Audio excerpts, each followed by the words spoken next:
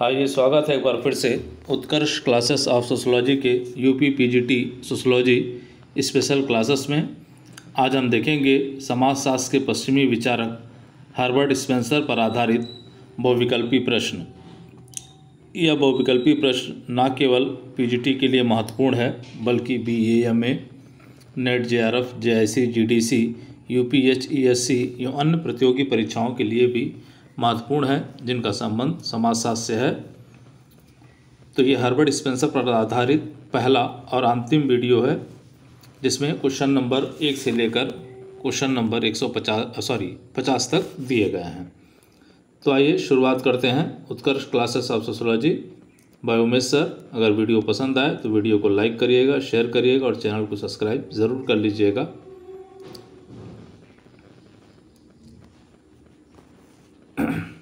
आज का हमारा पहला क्वेश्चन हर्बर्ट स्पेंसर का जीवन काल रहा है।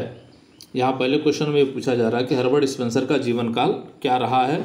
ऑप्शन ए सन 1798 से लेकर 1857 तक, बी सन 1820 से लेकर 1903 तक, सी 1858 से 1917 तक और डी सन 1848 से 1913 तक। तो यहाँ जो आपका बी ऑप्शन है वो बी ऑप्शन सही है। तो हर्बर्ट स्पेंसर का जो जन्म होता है 1820 में, मृत्यु जो होती है वो 1903 में। अगला देखें, हर्बर्ट स्पेंसर का जन्म कब और कहाँ हुआ था। तो ए ऑप्शन 27 अप्रैल 1820 इंग्लैंड के डर्बी में, बी 19 जनवरी 1798 फ्रांस के मेटापिलियर में, सी 27 अप्रैल 1903 इंग्लैंड के डर्बी में, डी 27 जनवरी 1820 इंग्लैंड के डर्बी में। तो यहाँ देखें ए ऑप्शन आपका सही होगा। यहाँ पे 27 अप्रैल 1820 को इनका जन्म होता है। तो एक ए ऑप्शन जो है वो सही हो जाएगा। कहाँ हुआ था? इंग्लैंड के डर्बी में हुआ था। अगला देखिए, हर्बर्ट स्पेंसर की मृत्यु कब हुई। ए 1903, बी 1902, सी 1901 और डी 1904। तो यहाँ देखिए ए ऑप्शन आपका सही हो जाएगा 1903। अगला हमारा क्वेश्चन है चौथा, स्पेंसर एक ब्रिटिश सामाजिक दार्शनिक थे परंतु कहाँ जाकर आपने अपने समाजशास्त्रीय विचारों का प्रसार किया। ये थे ब्रिटिश, इनका जन्म जो है इंग्लैंड में हुआ था लेकिन ये अपने समाजशास्त्र के विचारों का प्रसार जाके कहाँ किया। A England, B France, C Germany और डी अमेरिका। तो ये डी है, अमेरिका में जाकर किया इन्होंने। तो चौथे का डी सही हो जाएगा। चलिए अगला देखें, किस विचारक को समाजशास्त्र का इंग्लिश पिता कहा जाता है। किस विचारक को समाजशास्त्र का इंग्लिश पिता कहा जाता है। ए अगस्त कॉन्टे, बी इमाइल दुर्खिम, सी हर्बर्ट स्पेंसर और डी मैक्स वेबर। तो यहाँ देखिए सी हर्बर्ट स्पेंसर अगस्त कॉन्ट जन्मदाता है, एकेडमिक रूप में व्यवस्थित किया था और हर्बर्ट स्पेंसर इंग्लिश पिता कहे जाते हैं। अगला देखिए, चार्ल्स डार्विन का बुलडॉग किसे कहा जाता है। तो चार्ल्स डार्विन का bulldog A Herbert Spencer, B Karl Marx, C Max Weber और डी पेरेटो। तो यहाँ कहा जाता है हर्बर्ट स्पेंसर को। तो ए ऑप्शन आपका सही हो जाएगा। अगला देखें, हर्बर्ट स्पेंसर के लिए डार्विन का बुलडॉग की संज्ञा किस विचारक ने प्रदान की। तो हर्बर्ट स्पेंसर के लिए डार्विन का बुलडॉग की संख्या किस विचारक ने प्रदान किया है। तो यहाँ देखें Hegel, A B Sumner, C Huxley और डी मैक्स वेबर। तो यहाँ सी ऑप्शन आपका सही है, हक्सले ने ये संज्ञा दी थी हर्बर्ट स्पेंसर को। अगला देखें, अमेरिका में समाजशास्त्र का संस्थापक विचारक विलियम समनर किसका शिष्य था। अमेरिका में समाजशास्त्र का संस्थापक विचारक येल विश्वविद्यालय में इन्होंने ही जो है शुरुआत किया था। ये किसके शिष्य थे। तो A Herbert Spencer, B Karl Marx, C Emile Durkheim और डी जॉनसन। तो ये थे हर्बर्ट स्पेंसर के शिष्य। समनर जो है हर्बर्ट स्पेंसर के शिष्य थे जो समाजशास्त्र के संस्थापक हैं। अगला देखें, विश्वविद्यालय में सामाजिक डार्विनवाद की अवधारणा किसने दी। तो सामाजिक डार्विनवाद की अवधारणा किसने दी है। ए बोगार्डस, बी चार्ल्स डार्विन, सी हर्बर्ट स्पेंसर और डी अगस्त कॉन्टे। तो ये सी ऑप्शन आपका सही हो जाएगा। सामाजिक डार्विनवाद की जो अवधारणा दी है वो स्पेंसर ने दे रखी है। अगला देखिए, सामाजिक उद्विकास का सिद्धांत प्रस्तुत किया है। तो सामाजिक उद्विकास का सिद्धांत किसने प्रस्तुत किया। A Pareto, B Herbert Spencer, C Charles Darwin और डी मैक्स वेबर। तो यहाँ देखिए हर्बर्ट स्पेंसर, बी ऑप्शन आपका सही हो जाएगा। सामाजिक डार्विनवाद, यहाँ देखें सामाजिक उद्विकासवाद, चलिए अगले क्वेश्चन पे देखें। तो सामाजिक उद्विकास का जनक किसे माना जाता है? तो सामाजिक उद्विकास का जनक किसे माना जाता है? ए पेरेटो, बी क्यूबर, सी चार्ल्स डार्विन और डी हर्बर्ट स्पेंसर। तो यहाँ डी ऑप्शन आपका सही हो जाएगा, हर्बर्ट स्पेंसर। अब यहाँ देखिए उद्विकास का जनक किसे माना जाता है? सामाजिक उद्विकास था यहाँ पे, यहाँ उद्विकास का जनक किसे माना जाता है? ए पेरेटो, बी क्यूबर, सी चार्ल्स डार्विन और डी हर्बर्ट स्पेंसर। तो यहाँ देखें सी ऑप्शन यहाँ सही होगा, चार्ल्स डार्विन। अगला देखें उद्विकास होता है, 13 नंबर क्वेश्चन है, उद्विकास होता है मूल्य निरपेक्ष, बी मूल्य सापेक्ष, सी ए और बी दोनों और डी उक्त में से कोई नहीं। तो ये होता है मूल्य निरपेक्ष। उद्विकास क्या होता है? मूल्य निरपेक्ष होता है, इस वजह से ए ऑप्शन यहाँ पे सही हो जाएगा 13 का। अगला देखें the origins of spice. The origins of spice 1859 के लेखक हैं ए समनर, बी बोगार्डस, सी हर्बर्ट स्पेंसर और डी चार्ल्स डार्विन। तो यहाँ देखें डी चार्ल्स डार्विन। ये जो पुस्तक लिखी गई है द ओरिजिन्स ऑफ स्पाइस, वो चार्ल्स डार्विन के द्वारा लिखी गई है। अगला देखें हर्बर्ट स्पेंसर ने उद्विकासीय सिद्धांत को अपने किस पुस्तक में प्रस्तुत किया है? जो हर्बर्ट स्पेंसर ने जो अपना उद्विकासीय सिद्धांत प्रस्तुत किया है वो किस पुस्तक में किया है? A principles of psychology, B principles of biology, C study of sociology और डी प्रिंसिपल्स ऑफ सोशोलॉजी। तो इन्होंने दिया है डी ऑप्शन सही है, प्रिंसिपल्स ऑफ सोशोलॉजी में इन्होंने अपने सामाजिक उद्विकास को व्यक्त किया है। अगला देखें डिस्क्रिप्टिव सोशोलॉजी, जो 1873 से लेकर 1894 के बीच 2 खंडों में प्रकाशित हुई, के लेखक हैं। तो यहाँ देखें ए हर्बर्ट स्पेंसर, बी मार्गन, सी क्यूबर और डी जॉनसन। तो ए ऑप्शन सही है इसका, डिस्क्रिप्टिव सोशोलॉजी के जो लेखक हैं वो हर्बर्ट स्पेंसर हैं। अगला देखें स्पेंसर किसके सावी विचारों के का पोषक था? स्पेंसर किसके सावेवी विचारों का पोषक था? ए इमाइल दुर्किम, बी अगस्त कॉम्टे, सी चार्ल्स डार्विन और डी कार्ल मार्क्स। तो यहाँ देखें बी अगस्त कॉम्टे। 17 का क्या सही हो जाएगा? बी अगस्त कॉम्टे। अगला देखें हर्बर्ट स्पेंसर का संबंध किस राष्ट्र से है? हर्बर्ट स्पेंसर का संबंध किस राष्ट्र से है? A Germany, B France, C England और डी अमेरिका। तो यहाँ देखें इसका संबंध जो है वो किससे है? सी इंग्लैंड से है। अगला देखें स्पेंसर ने समाज की प्रमुख इकाई किसे माना है? स्पेंसर ने समाज की प्रमुख इकाई किसे माना है? ए व्यक्ति, बी परिवार, सी ए और बी दोनों और डी इनमें से कोई नहीं। तो इन्होंने माना है व्यक्ति को। परिवार की जो समाज की जो प्रमुख इकाई मानी गई है स्पेंसर द्वारा वो व्यक्ति को माना गया है। अगला देखें प्रिंसिपल्स ऑफ सोशोलॉजी, जो 1876, 1879 और 1896 3 खंडों में प्रकाशित होती है, के लेखक कौन है? तो प्रिंसिपल्स ऑफ सोशोलॉजी पुस्तक के लेखक पूछ रहा है ए थॉमस, बी जे.एस. मिल, सी चार्ल्स डार्विन और डी हर्बर्ट स्पेंसर। तो यहाँ देखें डी हर्बर्ट स्पेंसर सही होगा इसका उत्तर। अगला देखें स्पेंसर की निम्नलिखित पुस्तकों या उनके प्रकाशन वर्ष का सही मिलान कीजिए। तो यहाँ देखें पुस्तकें दी गई है, उनका प्रकाशन वर्ष दिया गया, कह रहा सही मिलान करिए। ए स्टडी ऑफ सोशोलॉजी, जिसमें पहला दिया गया है यहाँ पे 1873, बी सोशल स्टैटिक्स जो दिया गया 1851, सी फर्स्ट प्रिंसिपल जो दिया गया है 1863 और प्रिंसिपल्स ऑफ सोशोलॉजी दिया गया 1886। तो यहाँ पे आप देखिए सब ऑप्शन नीचे दिया गया है। अब हमें देखें तो द स्टडी ऑफ सोशोलॉजी पुस्तक जो प्रकाशित हुई थी उनकी वो 1873 में हुई थी। सोशल स्टैटिक्स पुस्तक पहली पुस्तक थी इनकी, वो 1851 में प्रकाशित हुई थी। फर्स्ट प्रिंसिपल 1863 में और प्रिंसिपल्स ऑफ सोशोलॉजी 1886 में। इसका मतलब सारे ऑप्शन यहाँ सामने जो दिए गए हैं वो सब सही हैं। तो यहाँ देख लें हम किस में है, तो ए का 1, बी का 2, सी का 3 और डी का 4। तो यहाँ बी पे दिया गया है ये, तो बी ऑप्शन आपका सही हो जाएगा। चलिए अगला देखें द स्टडी ऑफ सोशोलॉजी 1873 पुस्तक के लेखक हैं A Herbert Spencer, B Charles Darwin, C Morgan और डी टानिज। तो यहाँ देखें ए हर्बर्ट स्पेंसर। अगला देखें सोशल स्टैटिक्स जो 1851 में प्रकाशित हुई पुस्तक के लेखक हैं। तो सोशल स्टैटिक्स पुस्तक के लेखक कौन है? तो एक लुंडबर्ग, बी मार्गन, सी हर्बर्ट स्पेंसर और डी कार्ल मार्क्स। तो यहाँ सी ऑप्शन सही हो जाएगा आपका हर्बर्ट स्पेंसर। चलिए अगला देखें हम। फर्स्ट प्रिंसिपल्स 1863 पुस्तक के लेखक कौन है? A Charles Darwin, B Herbert Spencer, C Auguste Comte और डी इमानुएल दुर्कीम। तो यहाँ देखें बी ऑप्शन आपका सही हो जाएगा, हर्बर्ट स्पेंसर। अगला देखें, तो स्पेंसर की किस पुस्तक को समाजशास्त्र की प्रथम पुस्तक माना जाता है? तो स्पेंसर की किस पुस्तक को समाजशास्त्र की प्रथम पुस्तक माना जाता है? A principles of psychology, B principles of biology, C study of sociology और डी प्रिंसिपल्स ऑफ सोशोलॉजी। तो डी को माना जाता है यहाँ प्रिंसिपल्स ऑफ सोशोलॉजी को समाजशास्त्र की पहली पुस्तक माना जाता है। अगला देखें, हर्बर्ट स्पेंसर ने सामाजिक विकास के 4 चरणों का उल्लेख किया है। हर्बर्ट स्पेंसर ने सामाजिक विकास के 4 चरणों का उल्लेख किया है। एक सरल समाज, दूसरा संश्लिष्ट समाज, तीसरा द्विसंश्लिष्ट समाज और तीसरा त्रिसंश्लिष्ट समाज।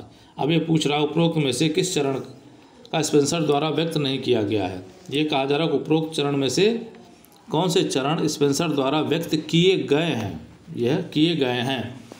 तो ए ऑप्शन दिया जा रहा है 1 2 3 4, बी दिया जा रहा है 2 3 4, सी दिया जा रहा है 1 3 4 और डी दिया जा रहा है 1 2 4। तो यहाँ देखें ए ऑप्शन आपका सही हो जाएगा। चारों ऑप्शन इन्होंने दे रखा है, सरल समाज, संश्लिष्ट समाज। तो यहाँ आपका ए ऑप्शन जो है वो सही हो जाएगा, चारों को इन्होंने व्यक्त किया है। चलिए अगला देखें, तो हर्बर्ट स्पेंसर ने समाज के विकास की कितनी अवस्थाओं का उल्लेख किया है? तो हर्बर्ट स्पेंसर ने समाज के विकास की कितनी अवस्थाओं का उल्लेख किया है? ए 5, बी 4, सी 3 और डी 6। तो यहाँ पे आप देखें बी 4 अभी आपने देखा, तो 4 अवस्थाओं का उल्लेख इनके द्वारा किया गया है। अगला देखें, सरल समाज की एक प्रमुख विशेषता उसके सदस्यों में डैश का होना है। सरल समाज की प्रमुख विशेषता उसके सदस्यों में डैश का होना है। ए श्रम विभाजन, बी विशेषीकरण, सी अनिवार्य सहयोग और डी ऐच्छिक सहयोग। तो यहाँ देखें सी अनिवार्य सहयोग, 28 का सी अनिवार्य सहयोग। अगला देखें, अंग्रेजी भाषा के शब्द एवोल्यूशन की उत्पत्ति किस भाषा के इवोल्वेयर शब्द से मानी जाती है? अंग्रेजी भाषा के शब्द एवोल्यूशन की उत्पत्ति किस भाषा के इवोल्वेयर शब्द से मानी जाती है? तो यहाँ देखें लैटिन भाषा के, बी ग्रीक भाषा के, सी संस्कृत भाषा के और डी इसमें से कोई नहीं। तो यहाँ ए ऑप्शन सही है, लैटिन भाषा के इवोल्वेयर शब्द से एवोल्यूशन शब्द की उत्पत्ति हुई है। अगला देखें, लैटिन भाषा का इवोल्वेयर शब्द 2 शब्दों ई प्लस वोल्वेयर से बना है जिसका क्रमशः अर्थ है। तो यहाँ इवोल्वेयर शब्द को ये बताया जा रहा है कि 2 शब्दों के योग से बना है, ई प्लस वोल्वेयर, और इसका अर्थ पूछा जा रहा है। तो यहाँ देखें ई भीतर की ओर और वोल्वेयर का मतलब फैलना या प्रकट होना। यहाँ देखें बी बाहर की ओर तथा वोल्वेयर फैलना या प्रकट होना। ई का मतलब बाहर की ओर और वोल्वेयर निर्धारित होना। डी उपरोक्त में से कोई नहीं। तो यहाँ बी ऑप्शन आपका सही होगा। ई का मतलब होता है बाहर की ओर और वोल्वेयर का अर्थ होता है फैलना या प्रकट होना। तो किसी वस्तु के बाहर की ओर फैलना या प्रकट होना क्या होता है? उद्विकास होता है। अगला देखें, किसके अनुसार उद्विकास वह दिशा है जिसके अंतर्गत किसी जीवित वस्तु का रूप अनिश्चित और असंबद्ध समानता से निश्चित और संबद्ध भिन्नता के रूप में बदल जाता है? यह कथन मूल रूप से किसका है? ये कहा जा रहा है कि उद्विकास वह दिशा है जिसके अंतर्गत किसी जीवित वस्तु का रूप अनिश्चित और असंबद्ध समानता से निश्चित और संबद्ध भिन्नता के रूप में बदल जाता है। ये मूल कथन किसका है? ए समनर, बी बोगार्डस, सी हर्बर्ट स्पेंसर और डी चार्ल्स कूले। तो ये चार्ल्स डार्विन। तो यहाँ डी देखें, चार्ल्स डार्विन सही हो जाएंगे। अगला देखें, उद्विकास पदार्थ का समन्वय तथा उससे संबंधित गति है जिसके दौरान कोई तत्व एक निश्चित और असंबद्ध समानता से यहाँ अनिश्चित होना चाहिए था, आप इसको सही करिएगा, अनिश्चित तथा असंबद्ध समानता से निश्चित और संबद्ध भिन्नता में बदल जाता है। ये कथन किसका है? तो ये कथन देखिए आप, ए समनर, बी बोगार्डस, सी हर्बर्ट स्पेंसर और डी चार्ल्स डार्विन। तो यहाँ पे सी ऑप्शन आपका सही हो जाएगा, हर्बर्ट स्पेंसर। Herbert Spencer. चलिए अगला देखें आप, तो यहाँ उद्विकास सरलता से डैश की ओर होने वाला क्रमिक परिवर्तन है।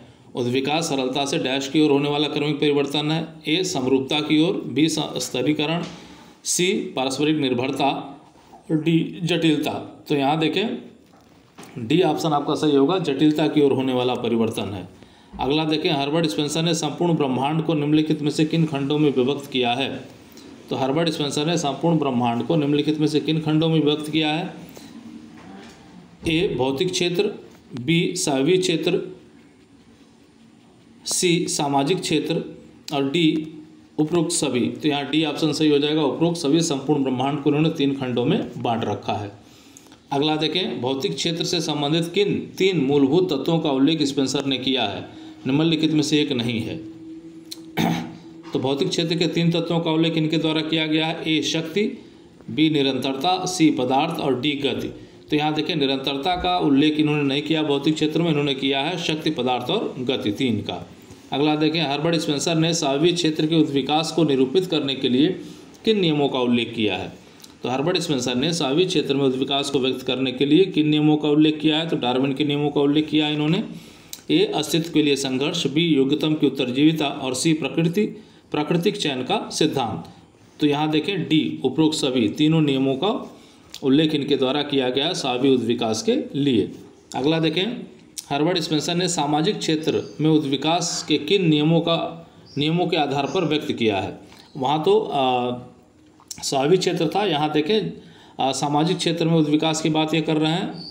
तो यहाँ देखें कौन से नियम ये पूछा जा रहा है, कौन सा आधार है उनका। ए अस्तित्व के लिए संघर्ष, बी योग्यतम की उत्तरजीविता और सी सरलता से जटिलता की ओर का सिद्धांत। ये तीनों दिया था, तो डी सही हो जाएगा, डी सही हो जाएगा यहाँ पे। अगला देखें, स्पेंसर के अनुसार अति जीवन के लिए अयोग्य व्यक्ति वे होते हैं जो, स्पेंसर के अनुसार कहा कि अति जीवन के लिए अयोग्य व्यक्ति वे होते हैं जो ए अत्यधिक गरीब होते हैं, बी जो नैतिक रूप से कमज़ोर होते हैं, सी जो राज्य के संरक्षण जो अपने विभिन्न दशाओं से सामंजस्य नहीं कर पाते। तो यहाँ आप देखें कि डी ऑप्शन आपका सही हो जाएगा, जो अपने विभिन्न दशाओं से सामंजस्य नहीं कर पाते वो प्राकृतिक चयन के नियम के अनुसार उनको प्रकृति नष्ट कर देती है। अगला देखें, स्पेंसर के अनुसार भौतिक क्षेत्र में उद्विकास के 3 मुख्य नियम हैं। स्पेंसर के अनुसार भौतिक क्षेत्र में उद्विकास के मुख्य 3 नियम हैं, निम्नलिखित नियमों में से कौन सा नहीं है। तो यहाँ देखें शक्ति के शाश्वत का नियम, बी पदार्थ की अविनाशता का नियम और सी अस्तित्व के लिए संघर्ष और गति की निरंतरता का नियम, डी है। तो यहाँ सी नहीं है, इसमें आप देखें सी इसमें नहीं है। भौतिक क्षेत्र में उद्विकास के लिए 3 नियम इन्होंने बता रखे हैं। जो मुख्य नियम है वो है शक्ति की शाश्वत का नियम, पदार्थ की अविनाशता का नियम और गति की निरंतरता का नियम। अगला देखें, स्पेंसर के संदर्भ में निम्नलिखित कथनों में से कौन सा सत्य नहीं है। स्पेंसर के संदर्भ में निम्नलिखित कथनों में से कौन सा सत्य नहीं है। ए समाज और सावयव के अंगों के बीच समान तरह की पारस्परिक निर्भरता होती है। ये तो सही है, ये कहा है जो स्पेंसर ने। अगला देखें, समाज और सावयव का विकास अनेक स्तरों से हुआ है, ये भी सही है। डार्विन की तरह इन्होंने भी कहा कि जीव की उत्पत्ति जिस प्रकार अनेक स्तरों से हुई है उसी प्रकार से समाज की भी उत्पत्ति विभिन्न स्तरों से हुई है। सी समाज और सावयव में होने वाले परिवर्तन सरलता से जटिलता की ओर होते हैं, सही है। अगला देखें, समाज और सावयव के बीच कोई समानता नहीं है, तो डी गलत है यहाँ पे, तो डी आपका सही हो जाएगा यहाँ। अगला देखें, स्पेंसर के अनुसार समाज अपने व्यक्तियों को 4 प्रकार से नियंत्रित करता है। स्पेंसर के अनुसार समाज अपने व्यक्तियों को कितने प्रकार से नियंत्रित करता है, तो 4 प्रकार से। ऑप्शन दिया गया यहाँ पे, 1 धर्म, बी 2 सरकार, सी सामाजिक प्रक्रियाएं, 4 नैतिकता और 5 जनमत। 5 दिए गए हैं, इनमें से 4 जो है स्पेंसर के द्वारा व्यक्त किए गए हैं। तो यहाँ ऑप्शन दिया जा रहा है ए 1 2 3 4 5, बी 1 3 4 5, सी 1 2 3 4 और डी 1 2 3 5। अब ये पूछा जा रहा है आपसे कि भाई ये ऑप्शन कौन सा सही है इसमें से। तो आप देखें कि 1 2 3 4 ये सी ऑप्शन आपका सही है। स्पेंसर ने कहा था धर्म, सरकार, सामाजिक प्रथाएं और नैतिकता ये व्यक्ति के सामाजिक नियंत्रण के 4 प्रकार हैं। अगला देखें, स्पेंसर ने समाजों के आंतरिक एकीकरण की सीमाओं के आधार पर समाजों को किन 2 प्रकारों में बांटा है। तो समाजों के आंतरिक एकीकरण की सीमाओं के आधार पर समाज को 2 प्रकार बताए हैं स्पेंसर ने। ये देखिए, यांत्रिक एवं सावी समाज, बी धार्मिक समाज और प्रत्यक्षवादी समाज, सी सरल एवं जटिल समाज, और डी सैनिक समाज और औद्योगिक समाज। तो यहाँ डी ऑप्शन आपका सही हो जाएगा, सैनिक समाज और औद्योगिक समाज में इन्होंने बांटा है। अगला देखें, सामाजिक उद्विकास की प्रकृति को स्पष्ट करने के लिए स्पेंसर ने निम्नलिखित में से किन दो समाजों के बीच तुलना की है। प्रश्न बदल गया, ऑप्शन वही है। तो यहाँ देखें, ये यांत्रिक एवं स्वाभाविक समाज, बी धार्मिक एवं प्रत्यक्षवादी समाज, सी सरल समाज एवं जटिल समाज, और डी सैनिक एवं औद्योगिक समाज। तो यहाँ डी ऑप्शन आपका फिर सही हो जाएगा, सैनिक समाज एवं औद्योगिक समाज। अगला देखें, अधिशावी उद्विकास का अर्थ है। अधिशावी उद्विकास का क्या अर्थ है। ए स्वाभाविक उद्विकास की अवधारणा काल्पनिक है, बी समाज और स्वाभाविकों के बीच कोई समानता नहीं है, सी जीवन रचना का उद्विकास सामाजिक उद्विकास से अधिक महत्वपूर्ण है, और डी स्वाभाविक उद्विकास की तुलना में सामाजिक उद्विकास अधिक महत्वपूर्ण है। तो 44 का यहाँ डी सही हो जाएगा कि स्वाभाविक उद्विकास की तुलना में सामाजिक उद्विकास का होना बहुत महत्वपूर्ण है। तो डी ऑप्शन यहाँ पे सही हो जाएगा। चलिए अगला देखें, स्पेंसर के अनुसार जब अनेक सरल समाज मिलकर साथ साथ रहते हैं तो ऐसे समाज को कहा जाता है। तो अनेक सरल समाज जब एक साथ मिलकर रहते हैं तो हर्बर्ट स्पेंसर के अनुसार ऐसे समाज को हम क्या कहते हैं। ए जटिल समाज, बी विभिन्नता युक्त समाज, सी संश्लिष्ट समाज, और डी समरूप समाज। तो ये सी संश्लिष्ट समाज की ये बात करते हैं। अगला देखें, स्पेंसर उद्विकास को किस प्रकार की प्रक्रिया मानते हैं। स्पेंसर उद्विकास को किस प्रकार की प्रक्रिया मानते हैं। ए एकीकरण, बी विखंडन, सी ए और बी दोनों, और डी उक्त में से कोई नहीं। तो किस प्रकार का मानते हैं। तो ए और बी दोनों। स्पेंसर उद्विकास को एकीकरण और विखंडन दोनों की प्रक्रिया मानते हैं, और साथ ही ये सार्वभौमिक प्रक्रिया भी इसको मानते हैं। अगला देखें, स्पेंसर द्वारा समाज के उद्विकास के 3 अवस्थाओं का उल्लेख किया गया है। स्पेंसर द्वारा समाज के उद्विकास की 3 अवस्थाओं का उल्लेख किया गया है। निम्नलिखित विकल्पों में से कौन सा स्पेंसर द्वारा व्यक्त नहीं किया गया है। ए आदिम समाज, बी जंगली समाज, सी सभ्य समाज, और डी औद्योगिक समाज। तो कौन सा उल्लेख नहीं किया गया है। तो सी सभ्य समाज का उल्लेख नहीं किया गया है, बाकी आदिम, जंगली और औद्योगिक समाज का उल्लेख किया गया है। तो सी ऑप्शन आपका यहाँ सही हो जाएगा। अगला देखें, स्पेंसर ने सभ्यता के उद्विकास के चरण बताए हैं। तो स्पेंसर ने सभ्यता के उद्विकास के कौन से चरण बताए हैं। ए शिकारी अवस्था, बी कृषक अवस्था, सी औद्योगिक अवस्था, और डी उपरोक्त सभी। तो यहाँ देखें 48 का आपका सी सही हो जाएगा। सॉरी, एक बार दोबारा देखते हैं, गला फंसने लगा था। यहाँ देखें 48 का, स्पेंसर ने सभ्यता के उद्विकास के चरण बताए हैं। तो सभ्यता के उद्विकास के कौन से चरण बताए हैं। तो ए देखें शिकारी अवस्था, बी कृषक अवस्था, और सी औद्योगिक अवस्था, और डी उपरोक्त सभी। तो यहाँ पे आप देखें, तो यहाँ उपरोक्त सभी 48 का उपरोक्त सभी हो जाएगा आपका ये सभी उद्विकास के चरणों का उल्लेख इनके द्वारा किया गया है। अगला देखें 49, स्पेंसर के शब्दों में वह समाज सर्वोत्तम होता है जो अपने सदस्यों पर डैश नियंत्रण लगाता है। तो यहाँ ए देखें कम से कम, बी अधिक से अधिक, सी नियंत्रण शून्य, और डी प्रत्यक्ष। तो यहाँ देखिए जो समाज कम से कम नियंत्रण लगाता है वो समाज सर्वोत्तम माना जाता है। अगला देखें, प्राकृतिक प्रवरण का सिद्धांत किसके द्वारा प्रतिपादित किया गया है। तो प्राकृतिक प्रवरण या प्राकृतिक चयन का सिद्धांत किसके द्वारा दिया गया है। तो यहाँ पे आप देखें Emile Durkheim, B Herbert Auguste Comte, C Charles Darwin, और डी कार्ल मार्क्स।